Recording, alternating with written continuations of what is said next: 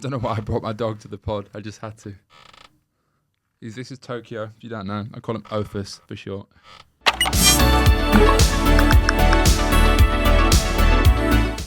Right, we're back with episode...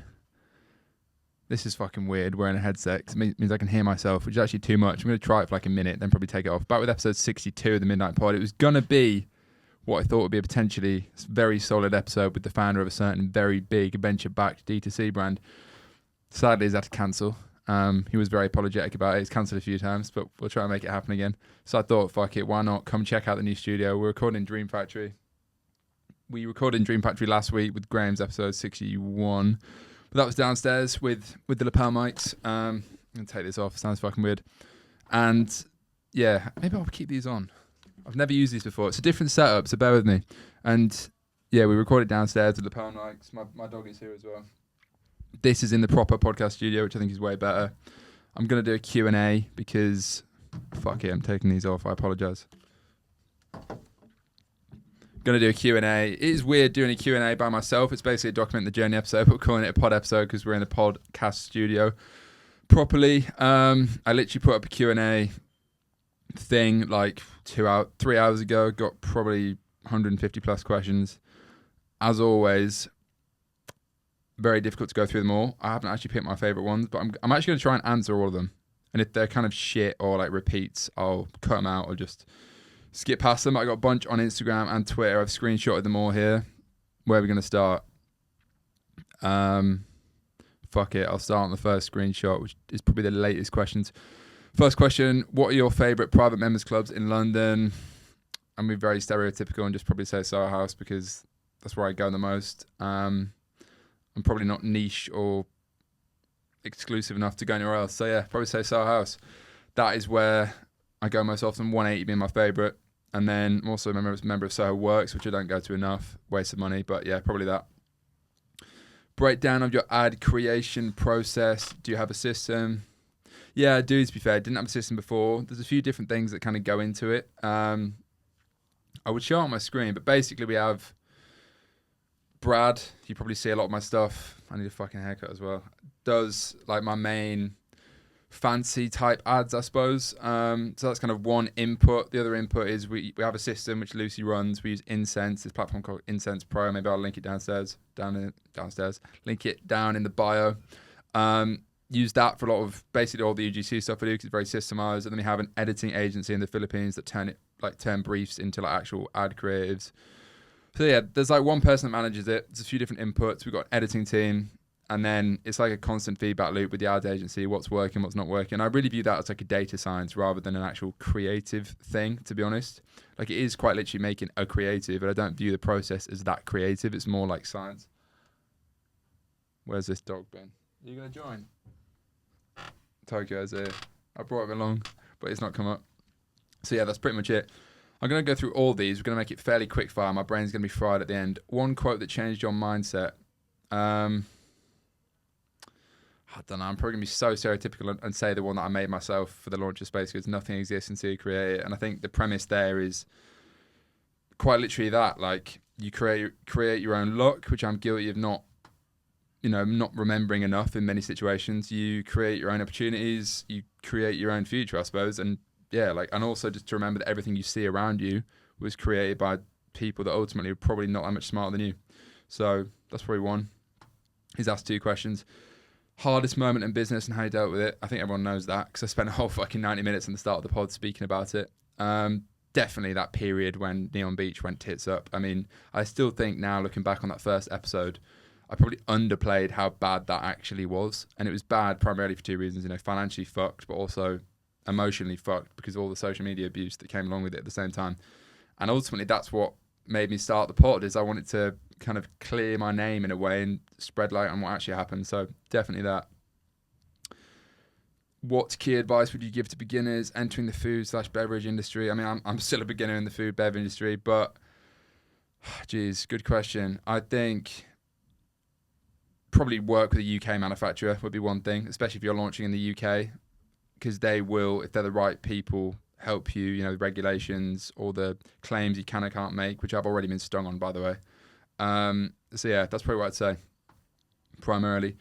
Do you invest in anything outside of space goods? Time-wise, not much apart from the podcast. Financially, yeah, I have a little bit, but nothing massive.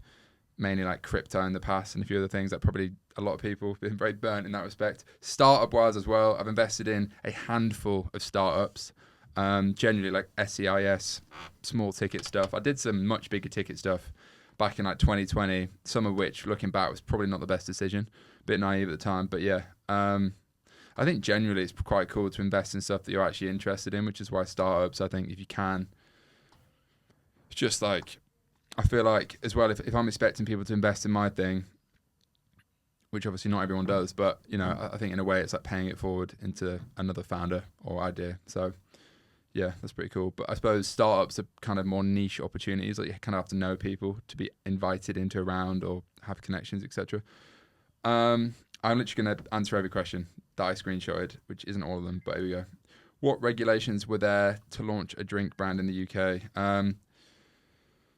A lot of things. I would kind of say speak to a fucking supplier on that. I don't want to give bad advice or expose myself as sounding ignorant in the industry I'm in, so I'm not going to comment too much on that because I'm still learning a lot. If you took over Midnight City, my old jewelry brand, tomorrow, how would you make it a success again? Well, I actually don't know how well it's doing. I spoke to the owner of Neon Beach this morning because I was looking at potentially doing a buyback and doing like a legendary comeback on the side and like building a small team from like Twitter to run it. So that might still happen. Comment if you'd be interested in basically running that for me. If we were to buy it back as a group or something, I don't know, it'd be quite cool. But to Midnight City, I think I'd focus heavily on TikTok. I'd probably build out a custom element to the business, and I would probably make it way more unique and come up with some strong USP, which maybe custom stuff would help with. Screen time, that's a shit question. Would you be able to build a brand without your iPhone or iPhone/personal social media?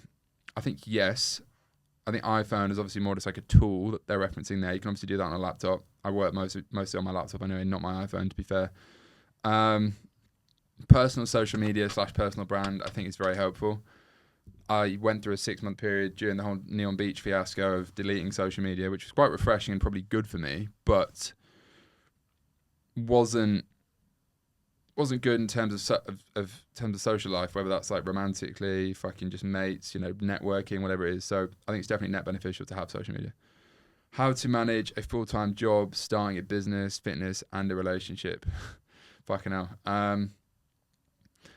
I think I heard something, and it's a bit cliche, but I don't know whether it was out of 3 or 4, but you kind of have to pick 2. And I think the 3 were work. I guess in your case, you've got 2 different things, which would make it hard. Work, social life, and health. I think they were like broadly the 3. And I do kind of agree with the premise that you have to pick 2. The past few months for me have been, well, certainly physical health.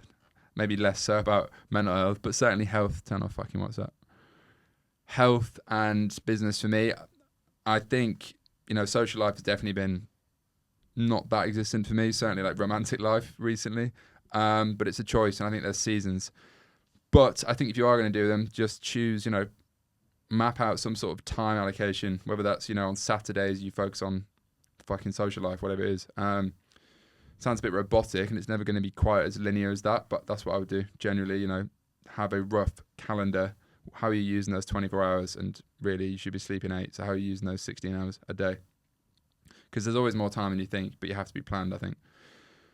Best way to build a perfume brand. I'm going to chuck these on again because I'm worried my dog is shat in the studio. We're going to go without him. I'm going to run with these half on again. It feels like I can give less good answers in here because it feels so formal. And I know that's how we progress to the next stage of the pod and so on, but don't know. I feel like I'm missing the coziness of home and a bit of red wine. But change is good. Best way to build a perfume brand. I'm going to instinctively say I don't know what the fuck. I don't know how to answer that because I have no idea. But I would say speak to Conor Martin, richest man on Twitter. That's probably what I'm going to say to that. There's a lot of principles. I think perfume potentially has great margins, but I think very hard to actually build out a good offer with perfume because obviously you can't fucking smell it first. So, yeah, I think you could do something unique with that, but I would say Conor Martin's done it best, so I'm not going to say what he's doing, but he's got a brand in that space, and it's definitely the best. Book recommendations, definitely Can't Hurt Me by David Goggins. I think that's the most powerful, moving, influential book I've read in the past few years. I actually don't read that much, to be honest. I go through phases. There's phases where I'll read I don't know, fucking every day. Certainly was reading every day when I read this book. That's why I'm showing you if you've got questions. When I read Can't Hurt Me, but yeah, I've really fallen out of that right now. So I'll say read that, but I need to read more because I'm not reading anything as it goes. 19-year-old just starting learning higher income skills. I mean, I still don't know any high income skills. So please tell me what you're learning. What ad platform is worth it most right now? I still think if you're trying to get into media buying, which is what he's kind of alluding, you can't beat fucking Meta. Facebook, Instagram, still the big daddy for me and most people I know in terms of spend and results. So I think go there.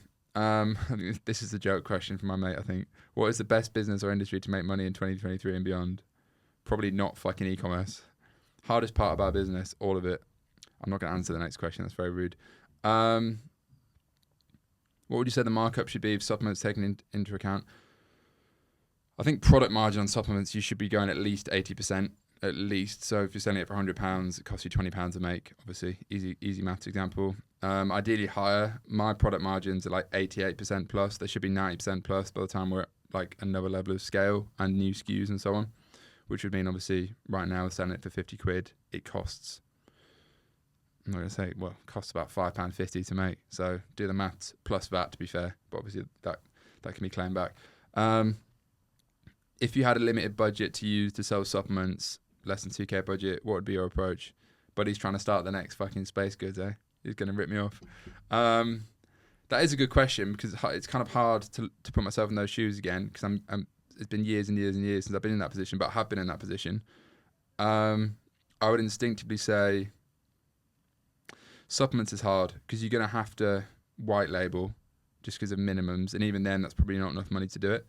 So I would almost say somehow figure out how to drop ship something simple, but then drop shipping supplements is probably quite dangerous. I know that's how Gymshark started, but that was drop shipping other brands on a retail website rather than their own brand, which is what I think you're saying you want to do.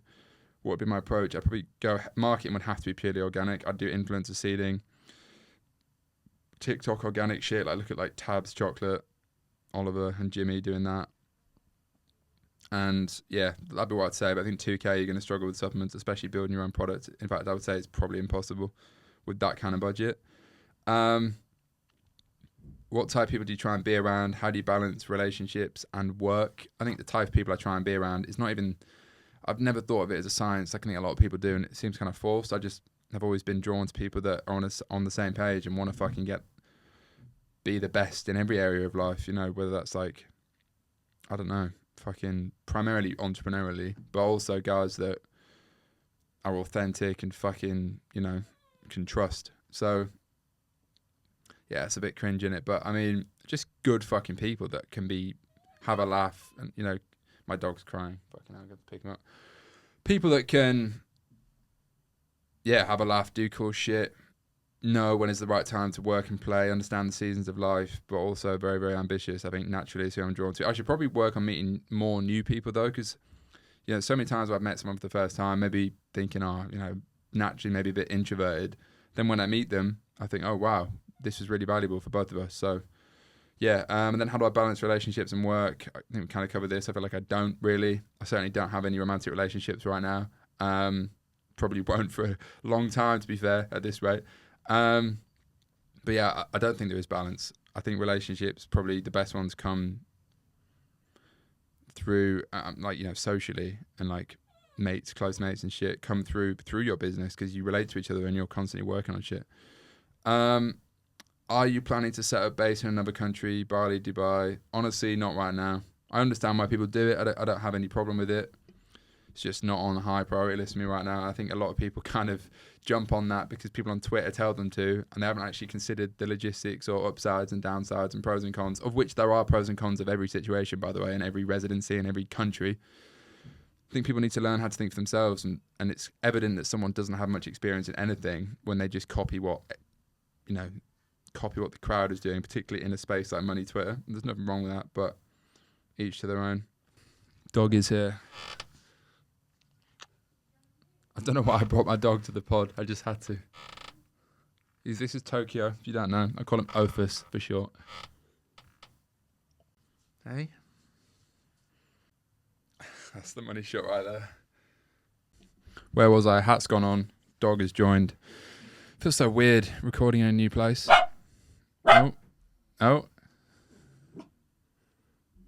That's not ideal. Shush.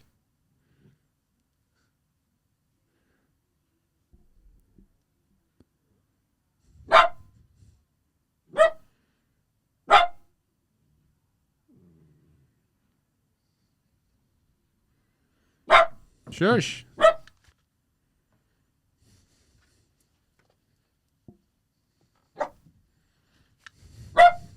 Shush. Dog is barking. We're getting a bit deep on these next questions. Someone's bumping major distribution.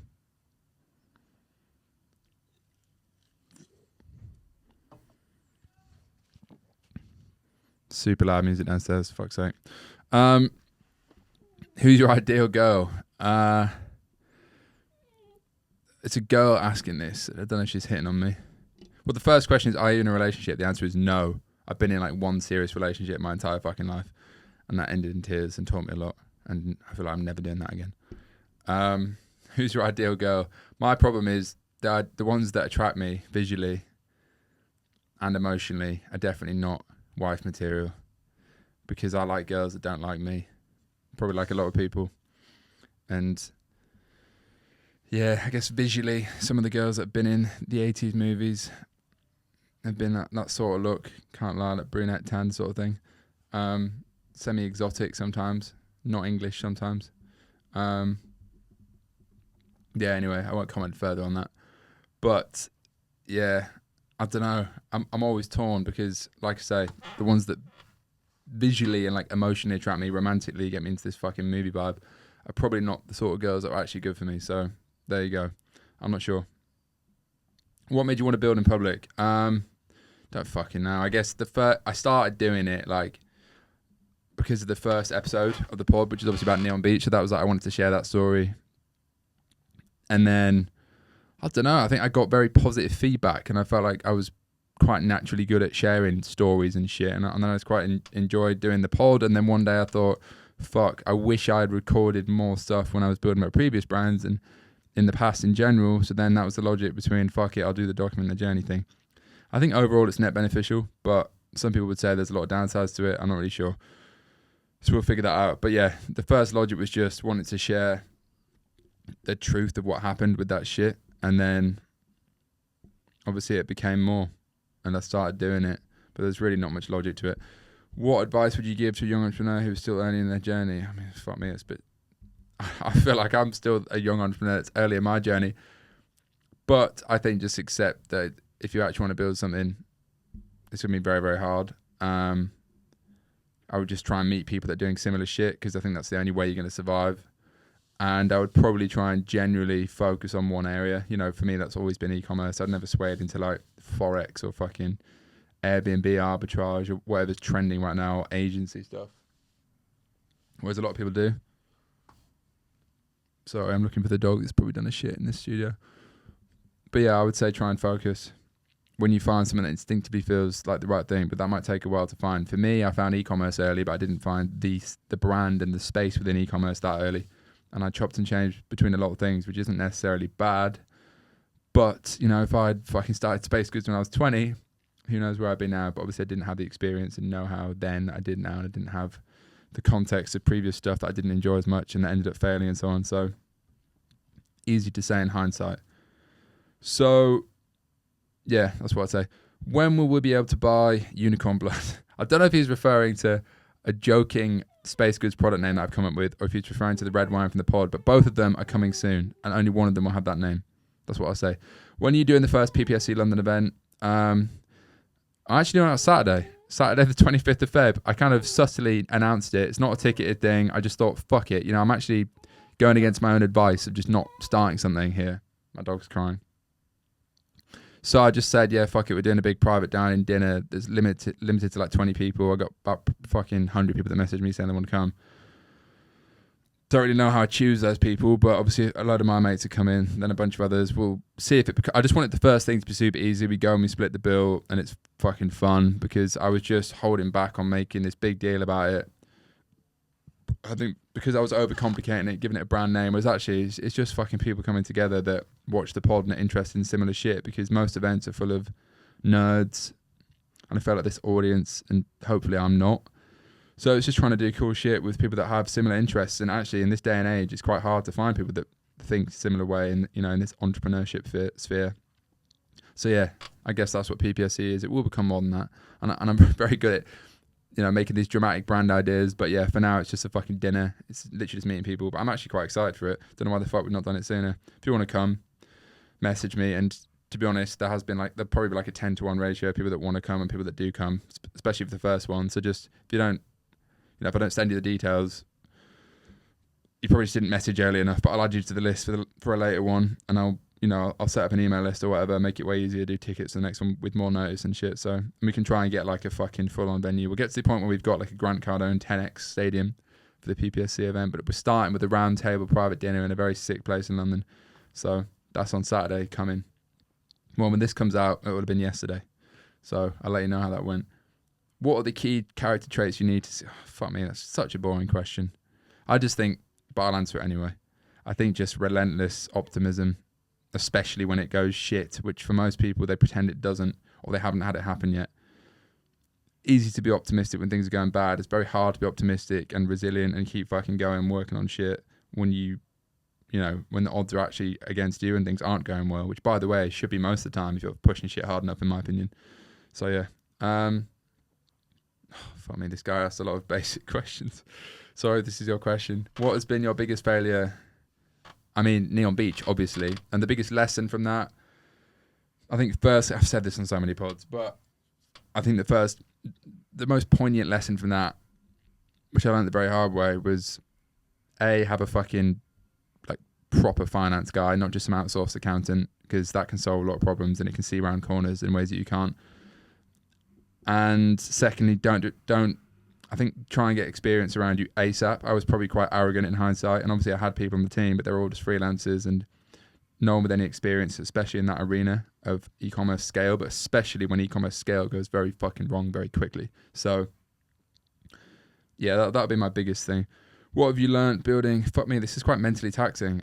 Doing a Q&A with myself, because I have to read all the questions, think of a good answer, which probably isn't that good. Yeah, it's just way more engaging when I've got someone to speak to, even if they're just asking me the questions. So yeah, this is a weird one. But what have you learned building Space Goods, which has changed the way you would approach building a brand?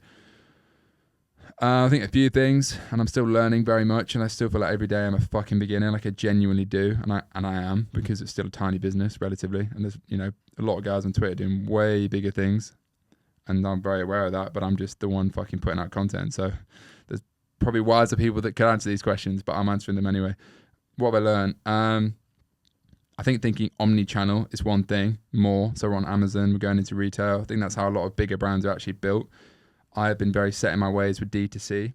But then beyond that, I think omni-channel marketing as well, as in different channels of marketing, rather than relying 100% on Instagram ads or Google ads, which again, I've been very set in my ways and done in the past. I'm not doing that now. So they're kind of the basic ones. I think beyond that, focusing on building a team, even if it's very lean and relatively small and low cost to begin with, I just think, $3,000 a month, say, invested in the right person, which granted is like a junior level thing, but that's, just that person can pay for themselves tenfold if they're good. So yeah, maybe take some budget away from marketing, become more efficient on that, and invest in team, because also that's what's going to build a better foundation for the long term, even if it doesn't pay as well in the short term in terms of the P&L or whatever. So yeah, there are a few things that come to mind. What would you start with if you're a beginner getting into online business? I would definitely start with probably TikTok drop shipping if I'd literally never done anything, and then I'd probably start an agency, and then eventually I'd probably try and get into brand building. But by that point, like most agency owners, I'd probably realize that making $300,000 a year for an agency is way less stressful than trying to do that building a brand, which is why there's 99 agencies to every brand, by the way, in my opinion. But I say that, tongue in cheek, still agency is a great model. I think that's better for most people, to be honest. So yeah, I would do stuff that's cash flow rich, but also you need to have some experience if you want to run people's ads. So that's probably what I'd say. TikTok dropshipping, and then start an agency, I think, in some sort of thing. And I'd also start a personal brand, just documenting what the fuck I'm doing ASAP, because I think that has basically no downside ultimately, other than just feeling like an idiot to start with. And I still feel like an idiot doing pods because I feel like I don't know what the fuck I'm doing. But some people listen, and if anything, it means you can meet more friends and shit. Best nomad place to travel to in Europe in spring, I think Marbella or Lisbon, 100%. Fucking rate Marbella. Oh my God, there's a lot of questions. What is the best way to validate a product before launching?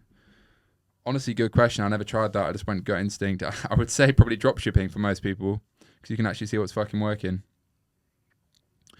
Should I pause and choose questions, or should I just literally go through all these questions? Yeah,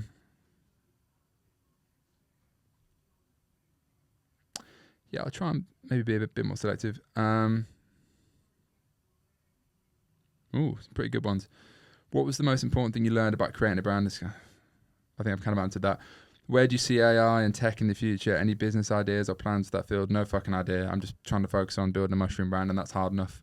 So that's my answer to that. I love reading into all this mad shit, but I'm definitely not Elon Musk, so there we go. Moving to Dubai on the cards, question mark. Not yet, but one of my best mates is moving, like, next week. That's quite sad. You know, all the original group that fucking lived in London and all these memories, and everyone's moving to Dubai to save on tax. It's just what happens when you get older, isn't it? So maybe I'll go there soon, because I do fucking crave the sun during summer. And I feel like I just look shit during winter, like pasty white, starting to get fat, even when I'm doing a shitload of running. So potentially, yeah, I can see the appeal. I can definitely for like winter, October to April, or whatever, September to March, whatever it is. So yeah. Where was I? Yeah, okay. How to get investment? I get this question all the fucking time, because I've publicly spoken about raising money off angel investors, and probably many of them, you know who they are, because I've fucking been on my pod and shit. For example, Jimmy and Fred, you know, invested. I think the first thing is, you, unless you're born into wealth, which I am not, and by the way, most people aren't, but annoyingly, a lot of public-facing entrepreneurs are, and that's kind of frustrating, because I can't relate.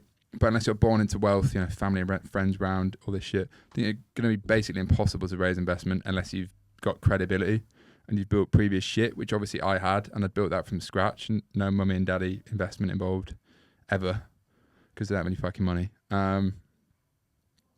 So yeah, I think you have to prove yourself, and then I think you have to have a good idea, and then I think ultimately people are going to be backing you more than anything. So for me, I think it was all three really. I'd proven myself before, I'd obviously gone through a big fuck up, and this time I decided to raise money it wasn't just for the money, although that obviously helps, but I wanted to do it with other people. And then I think the idea, I pitched my vision very well, and I think the timing was very good.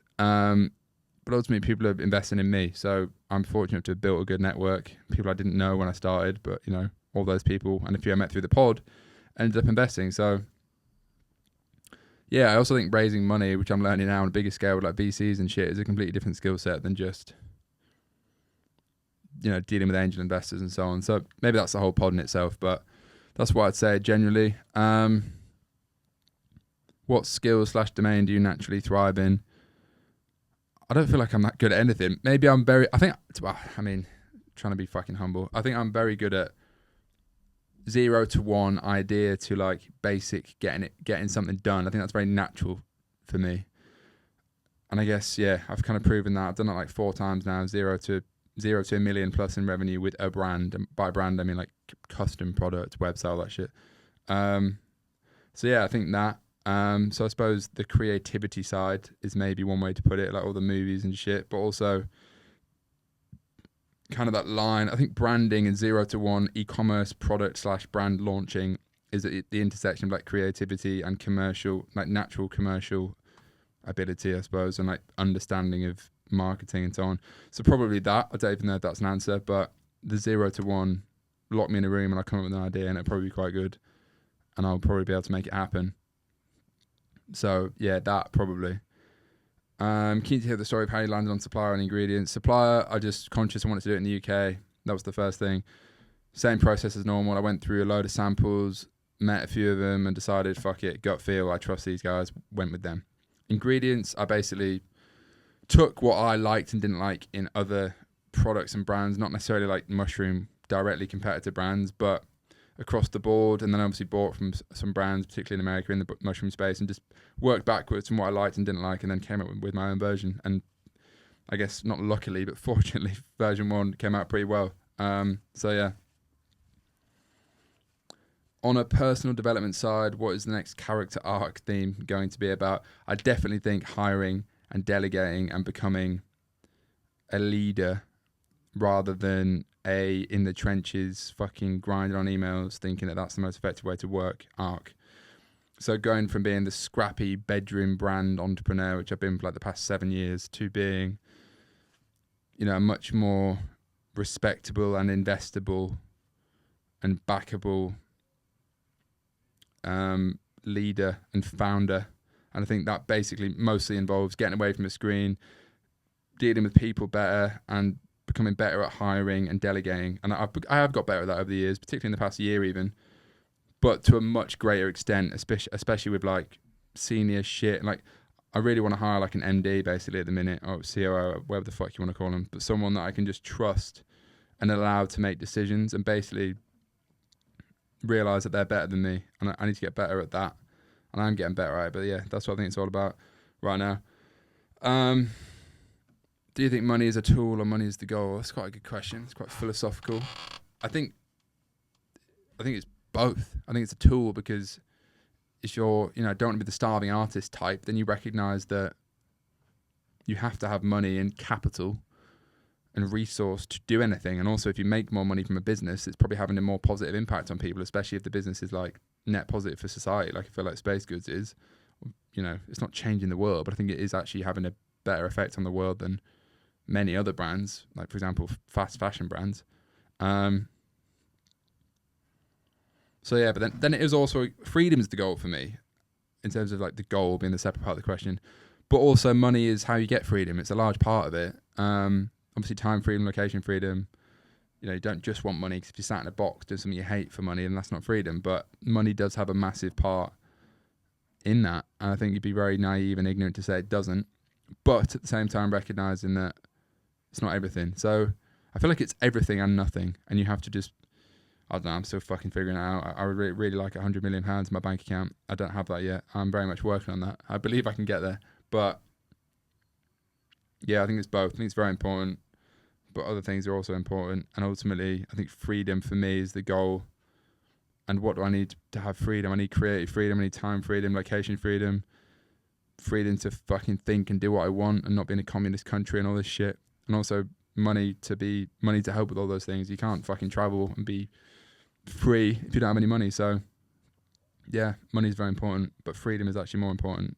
But you need money to get freedom. So there we go. Your thoughts on religion? Fucking hell, some deep ones. I would typically have called myself an atheist in the past, or at least I didn't follow a religion. I feel like I've always been spiritual in a way, whatever the fuck that means. But yeah, maybe as I've got older, and a few people have said this, or I'm just being swayed, I don't know, maybe as I got older, I'm starting to believe in God and religion more, because, I don't know, I feel like it's that classic thing where, you know, low IQ people believe one thing or whatever, the middle believe the other thing, and then the really high IQ people, not that I'm saying I'm that, but the people that kind of saying this they agree with, you know, the people at the bottom of the arc, and religion I think is one of them. So I don't know, I think there has to be something more, and I think it's a useful belief to have, and maybe religion is a useful thing. So I don't really know. I don't want to get myself cancelled. Fuck me, there's a lot of questions. I feel like I need a break. Do you hire internal social media person or completely outsourced? I literally just hired someone full time to be like social media / marketing exec. Basically any marketing that isn't paid, but primarily organic marketing. I think you have to hire in-house for that. I really don't see how there's any benefit in outsourcing that. So yeah. What works and doesn't work with James & James multi-UK and EU fulfillment? Well, James & James reduced my prices last time I spoke shit about them on the podcast, so maybe I'll say more. I've actually been doing the EU with Jack Fulfillment right now in Northern Ireland, which is a bit of a gap, which is a bit of a loophole in terms of it has the same benefit of getting into the EU, like massively quick shipping times, no import fees for customers, without having stock in the Netherlands, so like on land in the EU. But I do think having 3PL systems across one business and Shopify website is very complicated. So yeah, I'm actually looking at getting the warehouse with James & James in the Netherlands for the EU setup, because it would just be better. So that's what I'm thinking. James & James overall have been good though. They're not the cheapest, but I think fulfillment-wise, it's not necessarily best to go with the cheapest. I think the tech and systems are very good. I've worked with multiple fulfillment centers in the past, many of which haven't been that good. So yeah, that's my thoughts on that. What gives you purpose in life? Fuck, I don't really know. I feel like doing hard shit. I think progress is probably the only thing, which is why I think trying to chase happiness all the time isn't necessarily the right thing. I wouldn't say I'm naturally a very happy person. Don't want to sound morbid, but it's just facts. Probably because I think too much. But I think progress, whether that's in fitness, business, well, they're kind of the two things right now that I care about. Relationships. I think progress broadly, just getting better at something, and that doesn't necessarily mean always getting better at everything. My dog is licking my hand. But, if the overall blend is getting better, then that's probably good. So, biggest fear with Space Goods, fucking hell. I guess it doesn't work, but I don't really think about that, because I think every entrepreneur deep down has a fear of what if it all goes wrong. But I know what that's like, and I bounce back from it. So I would just bounce back from it again. But I also don't think it would ever get to that point, at least to the same extent. Worst case. So yeah, I guess just it all going wrong and fucking running out of money. But isn't that the fear for every entrepreneur? So we just don't really think about that. We just focus on what we can control. And I think if you control every day, then that's unlikely to happen unless something massively left field comes into play. Thoughts on managing finances / cash flow for a fast growing biz? No one fucking speaks about this, by the way, because I think most people are in agencies where, correct me if I'm wrong, cash flow is way less of a potential challenge because you have guaranteed margin on everything you do and you're not buying stock. So yeah, e-com's fucking hard when you're growing fast. I mean, there's two things that I've leveraged outside of obviously equity investment, which is ultimately probably the best because it's not a debt. Amex obviously fucking helps massively, and then Wayflyer, revenue-based financing. I'm currently using them again to really put in like massive stock orders to get cheaper unit prices and so on, and obviously be wary of fees, but it depends on every business. You should have a proper finance guy, not just an accountant, but like an actual part-time FD, if you like, that knows what they're talking about to look at that and work out what makes sense. But it's fucking hard because even getting debt facilities these days is very hard. I think Amex is usually the easiest for a lot of people because you can dynamically build up a limit, and that can be very, very helpful. 54 days, payment terms, no fees, obviously.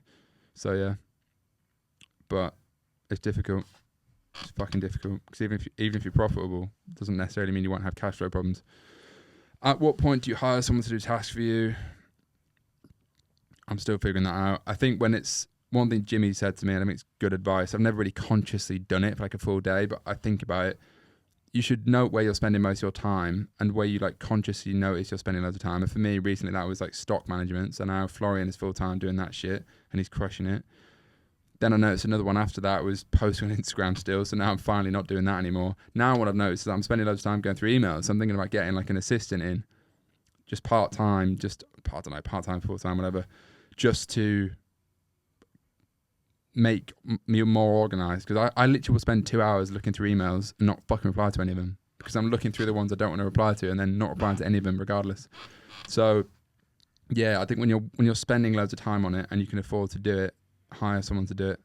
But even actually some nights before you can afford to do it, because in a way, by hiring to do it, as long as you can physically pay for it, you might think, oh, like, this is a big part of the P&L or whatever, it's too big of a cost. But if that cost unlocks more time or return elsewhere, then it's probably worth it, which is the thing I'm thinking about right now with hiring a potential MD or whatever, which might be like 120 grand a year salary plus equity, which to me sounds like, oh, fuck, that's like 10 grand a month, it's more than I pay the ads agency. But if they can unlock that next level of scale that I don't have a fucking clue how to do and do it profitably as well in a way that I might not be able to do, then it is worth it. And hiring people that you don't know what you don't know because you haven't done it yet, like hiring those sorts of people is obviously important. I just don't know when to pull the trigger on it, so I'm figuring that out. Next question, how to know, this is rapid fire by the way, we're going to probably still do at least an hour. How to know when to incorporate 3PL. For me, it's always been 3PL. Ever since I had a business doing more than like $1,000 a month, I did 3PL, which is maybe stupid, but in modern memory, ever since my Gentry Club brand, which I did like £1,000 in a year with, like literally, I've used a 3PL. My clothing brand before Midnight City called Dusk, we did like 30 grand a month, something like that. So it wasn't massive. It was pretty small. I was like 21. We used James & James Fulfillment then. Used the 3PL for Midnight City from the start. Obviously with Space Goods from the start as well. So yeah, I think that sort of thing, provided there's no massive upfront cost or like no huge minimums that you can't meet, I think you should not be fucking sat in a warehouse. You are not a logistics company. Like there's a lot of brands and guys that I know watch this have only recently changed or are still using like their own fulfillment and doing it themselves. Why are you packing orders all day? That is like the lowest level thing you could possibly do for anyone. Like I think that's just a given. You should not be doing that. So get 3PL. Was there a point where you almost gave up but didn't? What kept you going? Well, yeah, I guess with fucking Neon Beach went wrong. Like I could very easily have packed it in, but I just thought, I literally told myself, well, keep working. And I guess when I started this brand as well, and this is going to sound morbid, but I just decided, what's the alternative? I fucking kill myself. Like it was literally that simple. And I still think that now. When I have bad moments, I think, well, what? I either work through it and make it fucking work, or what? I live a life that's so, I fail, which to me is like, I'd rather die. Ultimately, and it does sound flippant when you say that, when you're not in a place at the time that feels like that, like I'm not right now recording this. So yeah, there have been plenty of times when I almost give up, but then I just think, well, what's the alternative? Death, basically, whether literally or like metaphorically, because to me, if I just gave up, not that failure is death, but if I gave up and never started again, that is death. That's worse than death. That's like living with that's existing with no life. Do you know what I mean? So I don't know. I just believe passionately and just fucking getting after it. So, but especially when it's going badly, everyone can be motivated when it's going well. That's the thing. That's the easy part. Like bankrupt someone's business and make them start again when their fucking girlfriend has just left. Like me. Like that's hard. That's very hard. And I've got a video on my phone of when I was in that low point like a year and a half ago and I was crying. And I don't know why I fucking filmed it, but I thought in years to come, maybe never, but in years to come, maybe when I've reached the dizzying heights that I hope to reach, then I'll fucking share that and show the journey. So yeah, I think everyone has those moments. So maybe they don't, but I certainly did. And that for me was fucking rough. Oh, I like this question. What are your thoughts on the ROI of doing grenade style PR guerrilla type stunts like the tank they drove through London? Well, I've actually started a whole fucking part of the business where we're just working on this entirely. And the whole idea is how can we effectively spend no money? I think I tweeted it. If someone put a gun to my head and said you have to turn 1K into 100K in 24 hours, dramatic example, but hypothetically, what would you do? And they're what I call them moonshots now, Operation Moonshot. It's this thing I've come up with in the business. And the idea is 10 to 100x plus as a minimum. How can we do these stunts? And I've got a few of them in the works that actually are happening. I just need to grow some balls and do them. And the first one's coming soon, so watch out for that. I think they could be massive. I think they could be shit. If there's no ROI, then there'll always be a content ROI. So I think the ROI, there's always going to be a positive ROI on that. I honestly think it's just whether it brings in like 10x on sales or 100x on sales in terms of the cost is probably arguable. But the content is always going to pay for itself, I think. And if nothing, then it's just fun. Do you know what I mean? Especially if you're not spending loads on it.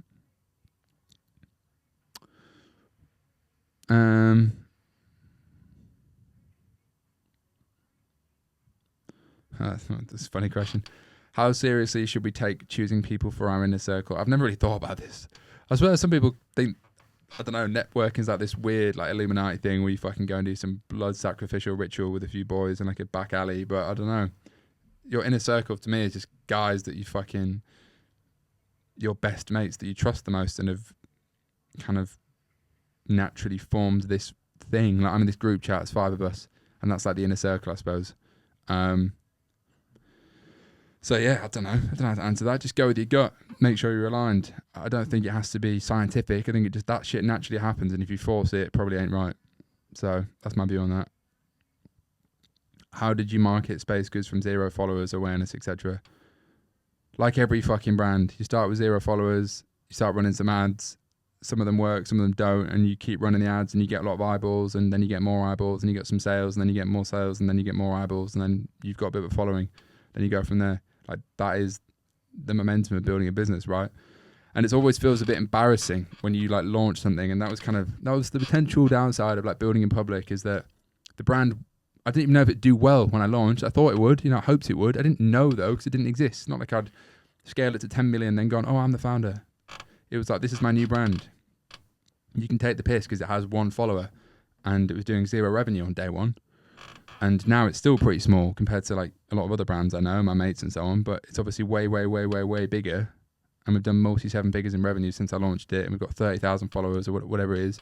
And now it's a decent little brand. It's nothing special still at all. I genuinely don't think it is, but it's quite cool that you can go from literally nothing to something. And that's the alchemy of entrepreneurship. But I think people forget that everything starts from 0, everything ever. So yeah, you just fucking start is the answer to that, honestly. How do you connect with other like-minded entrepreneurs? I want to do the same. This is the most common question I ever get. I don't know. Just fucking go and meet people. Do something cool.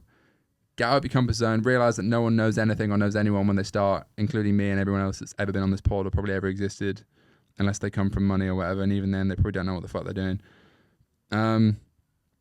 So yeah, and then, I don't know, go to some event or something. Like, I knew no one when I started, literally no one that was into anything I was into. And then I met Adam, and then I went to some event, and then met everyone else that I know, basically. And then you start to build momentum, and then you know more people that know more people that know more people. And then you've got something to talk about and some content and some context and proof that you're not some random fucking LARPer. Then you meet other people, right? So it's like standard shit. Everyone knows nothing. Like, nothing exists until you create it. I mean, it's all so cringe, but it's just true. So yeah, and also come to one of the fucking events I'm going to start hosting. First one was yesterday, so I'm filming this on the Tuesday, but first one was yesterday on Saturday 25th. It's going to be lit. It might end up being shit. I mean, it won't be shit, but it'll either be good or it'll be like really good, and we'll fucking want to do it every week, and it'll become this thing. I really hope it's that. Have you tested ads on Pinterest and YouTube? I can't read that. It's not spelled very well. Have you tested ads with Pinterest and YouTube, the more niche ad campaigns? Not Pinterest. I did that on Neon Beach. YouTube, yes, as part of Google Ads, but not as much as I would like, because we haven't run any ads to the fucking 80s movies, even though they, cost quite a lot of money relatively, but also cost a lot of time. So I should probably do something with them. It's where the more pods I do, the more I need a trim. But then that's why I wear a hat, because my hair looks so shit, because I need a trim. But then when I wear a hat for too long, it starts to hurt. I might go full fucking podcast spec. Sort out the hair this way as well. We should definitely get... So what I'm going to start doing? I'm going to get a bunch of pod listeners to join me like once a month, and we just do a fucking weird Q&A or whatever. Or we just answer questions live. So I want to do like a 4-person pod where we just drink red wine, because this studio is cool, to be fair. I don't know how this actually is going to look and sound, but it's almost... I like having a table. It is better having a table than just having fucking no table like I do in the flat currently. Next question. Any advice about documenting the journey of someone new to the space? Is weekly talking? Just fucking start filming some shit. I literally sit at my computer and talk shit. And I'm still probably relatively embarrassed when I do it now. Like, even now, this feels like kind of document the journey because it's just me. But honestly, any advice, just start. And I would recommend doing it on YouTube, because then you can have a date of when you did it. But just, if you really don't want to put it out there, start, post the videos, do them unlisted or private. Then in years to come, you could suddenly unprivate 5 years of content when you've built this multi-million-pound brand or business or whatever you've done. And that'll be sick, because no one can take away and disprove the fact you did that 5 years ago, or you were saying that 5 years ago. So I wish I'd done more of that. I've got some stuff on my previous travel channel, speaking about e-com in like 2017. I have a music channel before that, doing stuff in 2013. I wasn't talking about e-com back then because I didn't fucking know what it was. But that would be my advice on that, honestly. So just fucking start would be the main thing. you'll never regret filming and documenting shit ever, I don't think. You'll only regret not doing it. And I regret not doing a lot of it. And I still did a lot of it. And I regret many things. I wish I'd done more, basically. So, yeah, fuck it. That's what I'd say. Some of these questions are a bit gay. Like, they're just very... I'm just not into, like, the technical questions. As you can probably tell if you watch this, I prefer speaking about, like, my type of girl and shit. How did you decide to manufacture? I already answered that. How important has it been for you to create and grow in public? All right, quite a good question. How has your personal brand unlocked doors for you? Yes, it has. And my view on personal branding is, the problem is, I think a lot of people do it wrong, and I don't even think of it as personal branding when I started. Like, now there's fucking, like, personal branding consultants for LinkedIn and shit. And I don't know, maybe that works. But for me, it's just, personal brand was just me documenting shit and being myself. But I think it's very clear on being myself, because the first content I put out, at least in the pod format, was me talking about my massive fuck up, and it was evidently not a good time. So I think people bought into that, and then I was like, all right, I'll just start sharing shit along the way, and by definition, documenting what I'm doing, even the ups and downs, buys you a lot of trust, I think, and authenticity is what people fucking want, I think, because there's such a lack of it in almost everything else out there, like influencer stuff. And so, yeah, I think personal branding is just you being yourself, but a lot of people do it way too, like, it literally is a brand to them, like they pretend to be someone they're not, like a lot of YouTubers and so on, and that probably works as well. But that's just not how I've gone about it. But it has definitely unlocked doors because, for example, 3 of my current investors I met through the pod. If I didn't have the pod, wouldn't have met them, and they wouldn't invest in the business. And that has also unlocked other doors. So, yeah. But obviously for me, I think I had a lot of context before I put out any e-com content, at least on the pod. I had a lot of stuff I'd done, and I was clearly credible, and also been honest about my ups and downs. It wasn't like I'd started a pod. There's nothing wrong with this either, but for me, I hadn't started a pod with no context, which there are plenty out there that have. And by the way, most of them have got more views than me anyway. But yeah, it unlocks a lot of doors. I've had literally 50-year-old founders, like really successful businesses, reach out to me and say, oh, I watched the pod.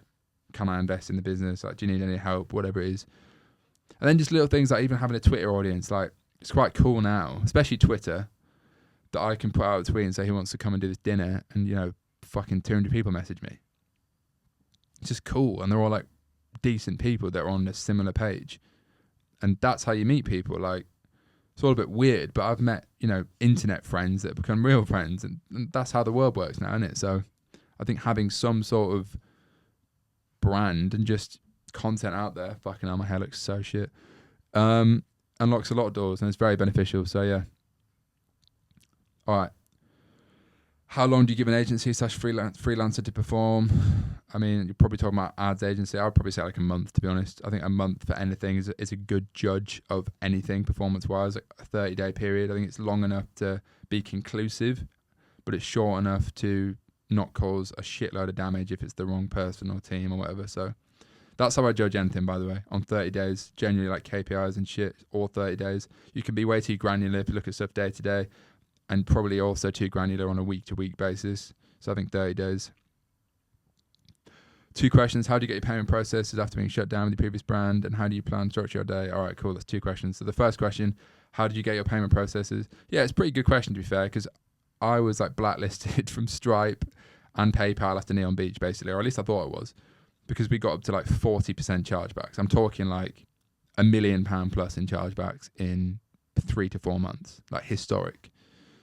I should almost be at like the fucking local chargeback awards or something. Would not be a nice thing to collect, but it's probably true. And I'm sure they have databases of who has been the most, and I'm probably up there. Not for good reasons. So, yeah, I think obviously I didn't have any issues because firstly, it was a new business that was set up, obviously, new company. Still me. I wasn't like pretending it wasn't me or anything, but I think payment processors do actually look at you like in a human sense. It's not like if you're blacklisted, you're banned now. It's like, oh, he's launched something else. It's clearly legit. There's an API plugged into my fulfillment center. The tracking's there in a day. We have literally less than 0.1% chargeback now, like insanely low. I'm actually surprised it's that low, to be honest.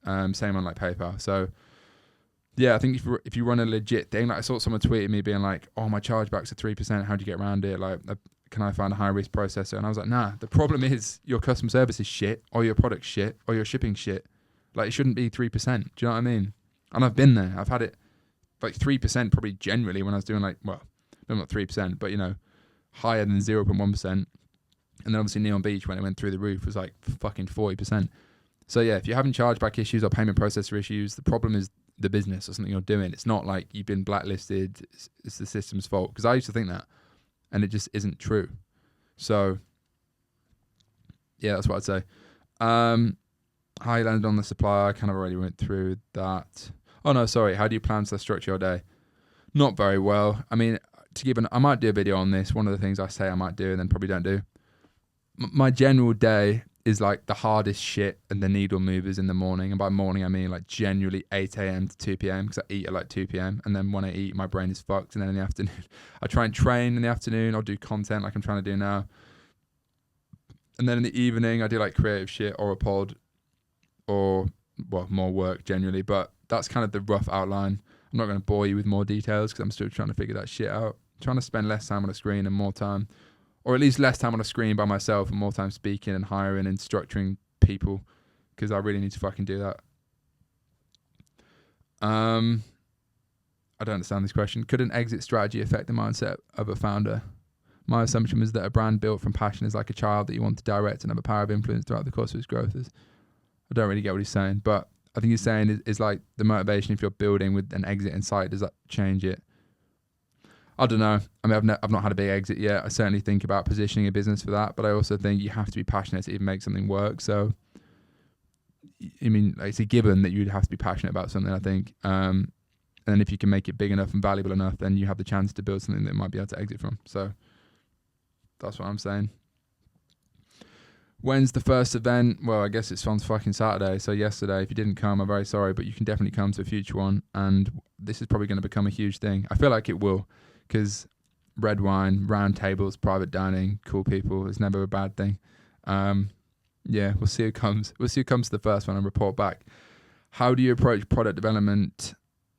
Oh, fuck me, yeah. This is very rarely talked about. Because actually, I've got a pretty good system for it, to be fair. You know what? I'm going to do a video specifically on that and try not to expose everything I know. I'm itching. But I guess it started with just ideas, then it turns into samples, then it turns into new samples and like feedback loops, and then customer feedback loops, most importantly. And then developing shit. But yeah, product development, I need to spend more time on it, MPD in general, and EPD, existing product development, and like improving shit. I should probably hire someone full-time for that eventually, or maybe fairly soon. But yeah, I'll do a video on it. Best way to build an audience for brand on social media? Honestly, I'm still trying to figure this out because I've always been paid.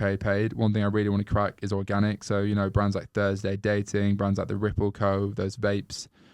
What's another good example? I mean, there's loads of good examples, but brands that have cracked it like community and organic wise, I really haven't yet. I mean, we're 9 months in, nearly 10 months in. Actually, 10 months in. 10 months into the brand now. Still working that out, but I'll let you know. Best books, advice when selling D2C biz from friends I knew. Well, I've never had a big exit. I have had a distressed exit, so I guess I did learn a lot in that process. And I have spoke to people about it. Obviously, I know guys and people that have invested in the business that have taught me a lot about that process. I mean, I think the most obvious one that is obvious, but is actually very, very, very, very, very important is to have everything locked down months and months and months before you ever even think about exiting. Obviously, for now, I have a monthly management account pack, which is obviously all the financials, but it's also like a report on the business, which is, you know, it's like the solid data point every month that I present to shareholders and we go through it. And eventually that will become the story and like the financial and data story of the business when we go to raise more money, if we do that, and if and when I go to sell it. So yeah, I think having everything locked down, especially financially, right from the start, because I know people, especially when they're getting into drop shipping or starting a brand, and that was me back in the past, you'd have an accountant outsourced or whatever, but you wouldn't necessarily have all the stuff, because a due diligence process is incredibly excruciating. Even just trying to raise money, which I'm doing now, of like VCs and shit, it's better to have all that prepared and have a pitch deck that sells the head and the heart of a business. And like the head of the business is like the finances, you know, the mechanics of it, the commercials of it. The heart is like the vision. Where could this go? Who are we backing in terms of you? So I think everyone should make a pitch deck for their business, even if they don't plan on raising money, because the process of doing it, and you should use pitch.com, and that's where I did mine. The process of doing it will make you understand the business better, and it will give you a roadmap, and you should fucking do it. So that would be my advice. How to document the journey well based on your experience. I literally make videos beside my computer and people fucking click on them. So please don't ask me for advice on making videos. I would just say be authentic. My dog's barking. Shut up. Shut up. Office. That'd be my advice.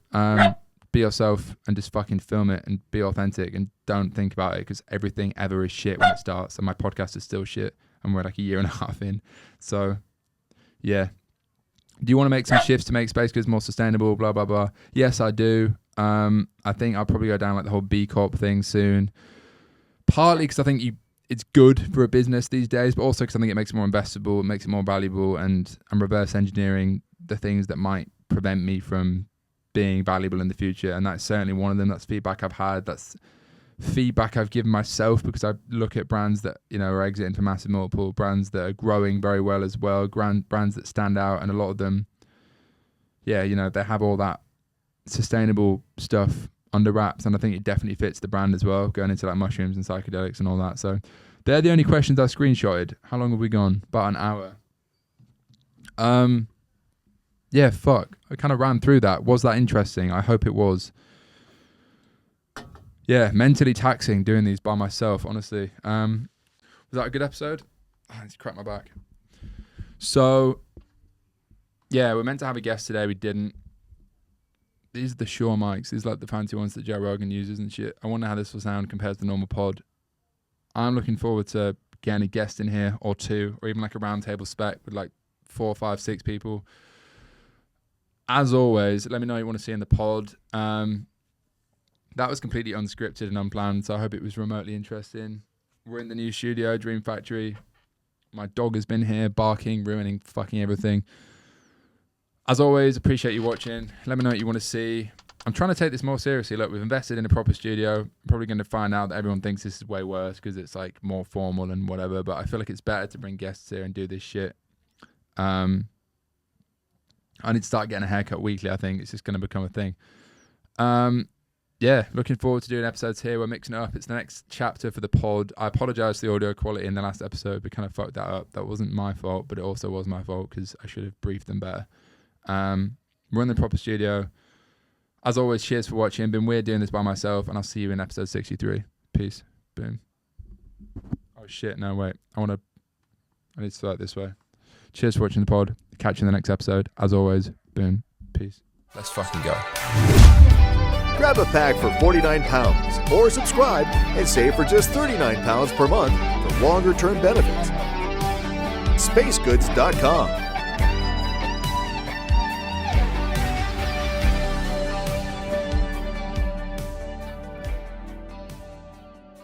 I don't even care where we go, just far away from you.